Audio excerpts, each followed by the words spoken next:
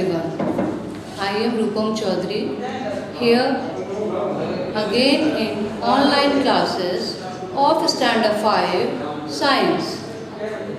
Yesterday already we have discussed about chapter 1 and the things we have discussed, that is structure of seed and different mode of reproduction in plant. Today I am going to brief you about the stages of germination. As I told you yesterday that first stage is germination, which is required for the production of plant. And already we have discussed that air, water and warmth is required for the germination of plant. Today I am going to show you some diagrams here, what I have drawn here for you. This is a diagram of kidney bean seed.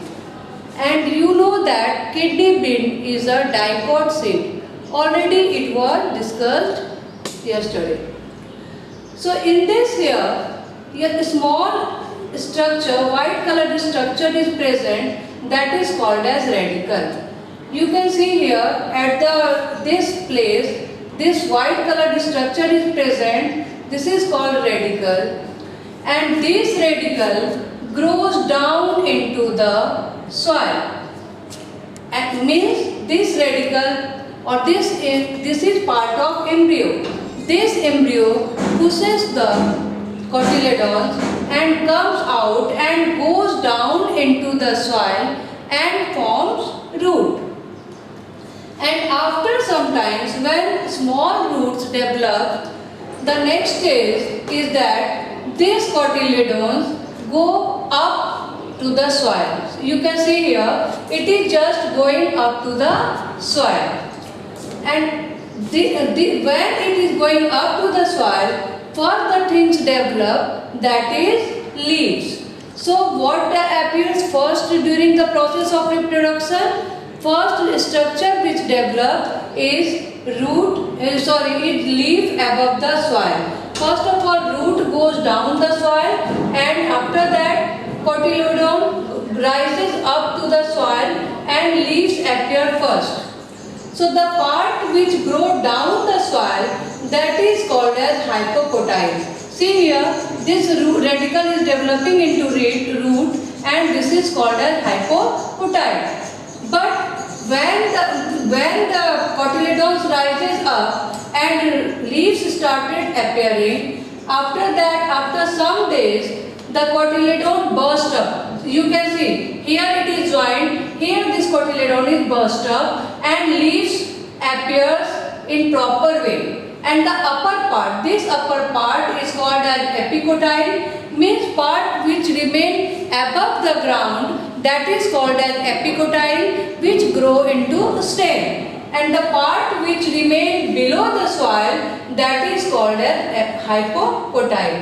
Actually, hypo word itself explained under. So, part remain under the soil is called hypocotyl, and the part remain above the soil, that is called epicotyl. So, when the leaves appear first and the proper development of leaf is there, then the seedling grows and cotyledon bursts, and in this way new plant rises up. So this stage of germination is of a diploid seed, but there is slight difference in the germination of monocot seed. Here it is diagram of maize seed. This is cotyledon. In the center there is radicle, and this radicle goes down, and one other part is plumule is also present here. So here in this diagram you can see that this radicle is going down and develop into root, and plumule is going up the soil and it develops into shoot. So but in this case, this cotyledon of maize seed don't go up the soil. It remain under the soil. Only this plumule grows up and develop leaves, and in this way new plant give rise by maize seed.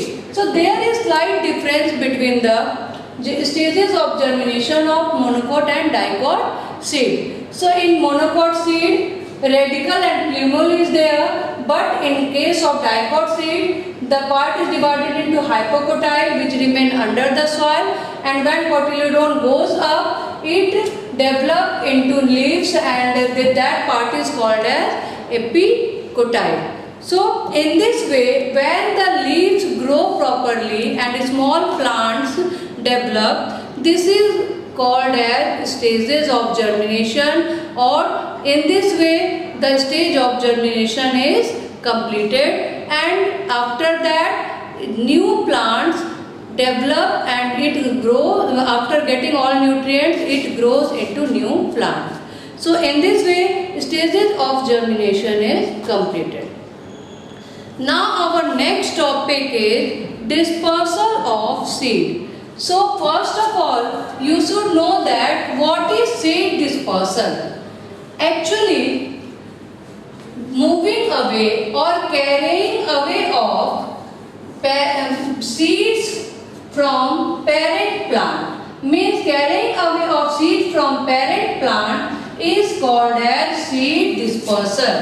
And now next question, what will be arise in your mind? Why seed dispersal is required? Why seed will move away from parent plant? Actually, for the proper growth of seed into new plant, it is required. Means if at one place all the seed will grow, then seed will not get proper amount of nutrient whatever is required for their development. Just I am giving you one example, then it will be clear to you that why seed dispersal is required.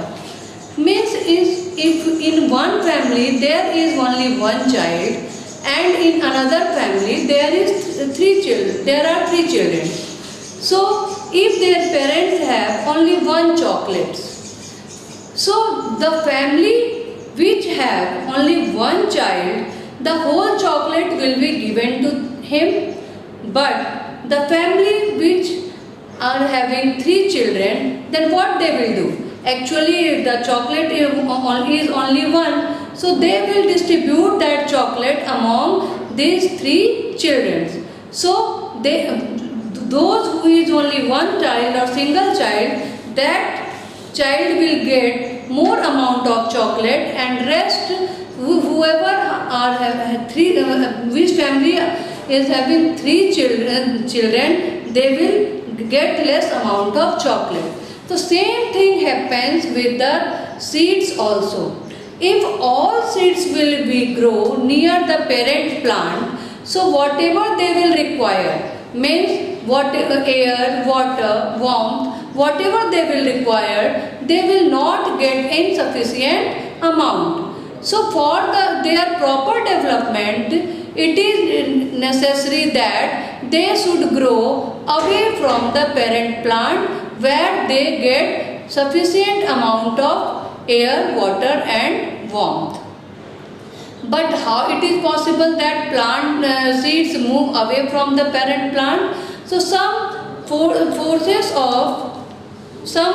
of nature like wind, water and animals help in dispersal of seeds, and these are called as agents of dispersal.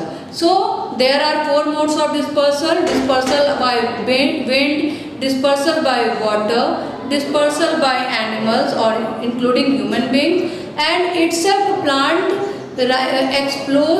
explode after ripening. So in next class we will discuss about the different modes of dispersal. I hope it is clear to you, and in next video we will discuss different modes of dispersal. Okay, thank you all.